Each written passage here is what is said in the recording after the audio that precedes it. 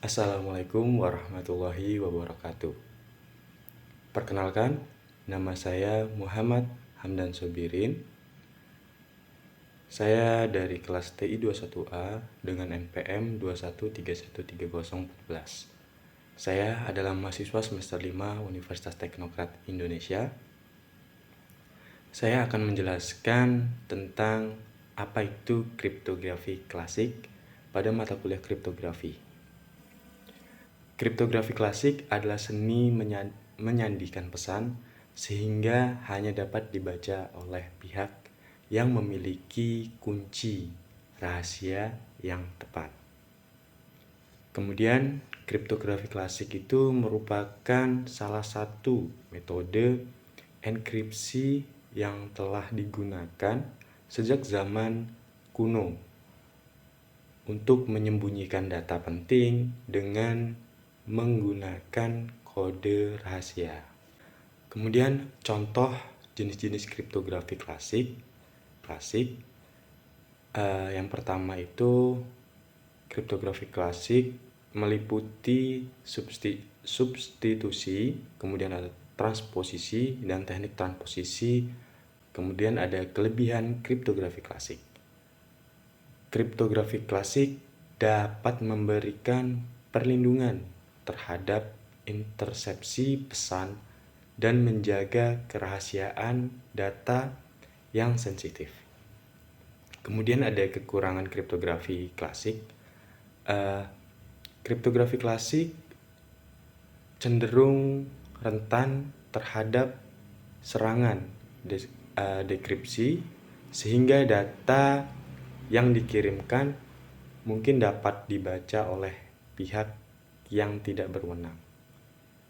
Kemudian ada penerapan kriptografi klasik dalam kehidupan sehari-hari.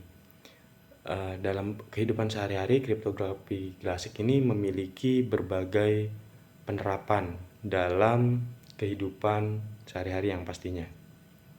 Seperti contohnya penggunaan kode rahasia dalam komunikasi atau penyandian data penting dalam sistem keamanan tentunya.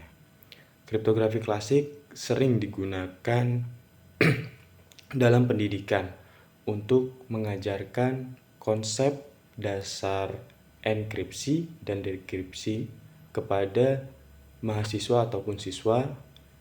Kemudian siswa itu dapat belajar mengenali jenis-jenis enkripsi seperti sandi Caesar, kemudian sandi Vingenere, dan sandi substitusi.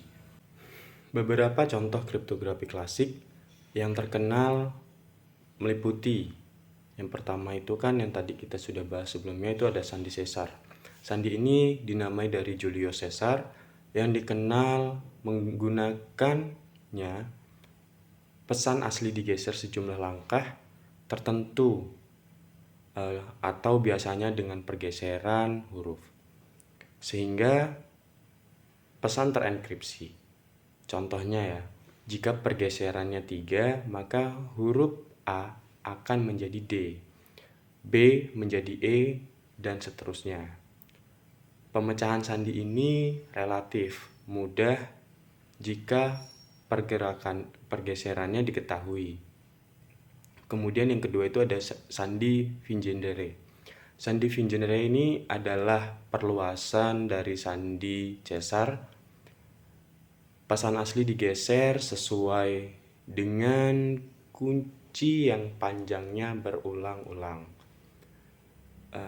Ini merupakan sandi yang lebih kompleks daripada sandi Caesar tunggal, tetapi masih bisa ditembus. Yang kemudian itu ada sandi substitusi. Sandi substitusi itu melibatkan pergantian setiap huruf dengan huruf atau simbol lain sesuai dengan aturan tertentu. Contohnya itu adalah sandi abjad, di mana setiap huruf diganti dengan huruf ke-13 di abjad.